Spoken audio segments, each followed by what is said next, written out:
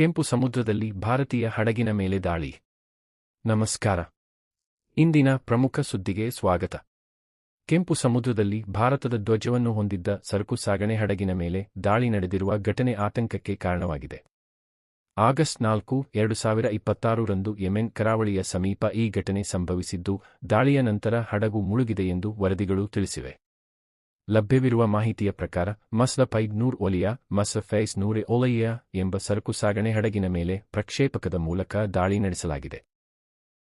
ಈ ಘಟನೆ ಹೌತಿ ಬಂಡುಕೋರರ ನಿಯಂತ್ರಣದಲ್ಲಿರುವ ಹೊದೈದಾ ಬಂದರಿನಿಂದ ಸುಮಾರು 13 ನಾಟಿಕಲ್ ಮೈಲಿ ದೂರದಲ್ಲಿ ನಡೆದಿದೆ ಎಂದು ತಿಳಿದುಬಂದಿದೆ.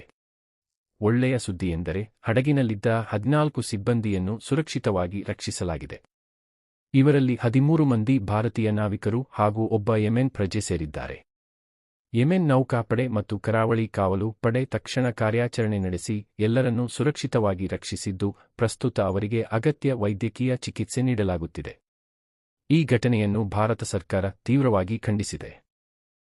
ಅಂತಾರಾಷ್ಟ್ರೀಯ ಸಮುದ್ರ ಮಾರ್ಗಗಳಲ್ಲಿ ವಾಣಿಜ್ಯ ಹಡಗುಗಳ ಮೇಲೆ ನಡೆಯುತ್ತಿರುವ ಇಂತಹ ದಾಳಿಗಳು ಅತ್ಯಂತ ಆತಂಕಕಾರಿ ಬೆಳವಣಿಗೆ ಎಂದು ಸರ್ಕಾರ ಹೇಳಿದೆ. ಜಾಗತಿಕ ವ್ಯಾಪಾರ ಮತ್ತು ಸಮುದ್ರ ಸಂಚಾರಕ್ಕೆ ಅಡ್ಡಿಯಾಗದಂತೆ ಸಮುದ್ರ ಮಾರ್ಗಗಳ ಸುರಕ್ಷತೆಯನ್ನು ಖಚಿತಪಡಿಸಬೇಕು ಎಂದು ಭಾರತ ಒತ್ತಾಯಿಸಿದೆ. ಯಾವುದೇ ವಾಣಿಜ್ಯ ಹಡಗುಗಳು ಭಯವಿಲ್ಲದೆ ಮತ್ತು ಸುರಕ್ಷಿತವಾಗಿ ಸಂಚರಿಸುವ ವಾತಾವರಣ ನಿರ್ಮಾಣವಾಗಬೇಕು ಎಂಬುದನ್ನು ಭಾರತ ಪುನರುಚ್ಚರಿಸಿದೆ. ವಿಶ್ವದ ನಾವಿಕರ ಸಮುದಾಯದಲ್ಲಿ ಭಾರತೀಯರ ಪಾಲು ಸುಮಾರು 12% ಇರುವ ಹಿನ್ನೆಲೆಯಲ್ಲಿ ಇಂತಹ ದಾಳಿಗಳು ಭಾರತೀಯ ನಾವಿಕರ ಸುರಕ್ಷತೆಯ ಬಗ್ಗೆ ಗಂಭೀರ ಆತಂಕವನ್ನು ಉಂಟುಮಾಡಿವೆ. ಈ ಪ್ರಕರಣಕ್ಕೆ ಸಂಬಂಧಿಸಿದಂತೆ ಭಾರತ ಸರ್ಕಾರ ಪರಿಸ್ಥಿತಿಯನ್ನು ನಿಕಟವಾಗಿ ಗಮನಿಸುತ್ತಿದ್ದು, ಅಗತ್ಯ ರಾಜತಾಂತ್ರಿಕ ಕ್ರಮಗಳನ್ನು ಕೈಗೊಳ್ಳುತ್ತಿದೆ.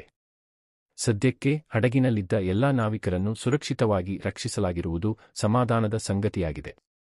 ಈ ಘಟನೆಯ ಕುರಿತು ಹೆಚ್ಚಿನ ಅಧಿಕೃತ ಮಾಹಿತಿ ಲಭ್ಯವಾಗುತ್ತಿದ್ದಂತೆ ನಿಮಗೆ ತಲುಪಿಸುತ್ತೇವೆ.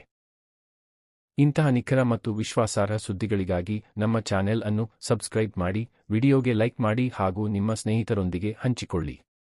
ಧನ್ಯವಾದಗಳು. ನಮಸ್ಕಾರ.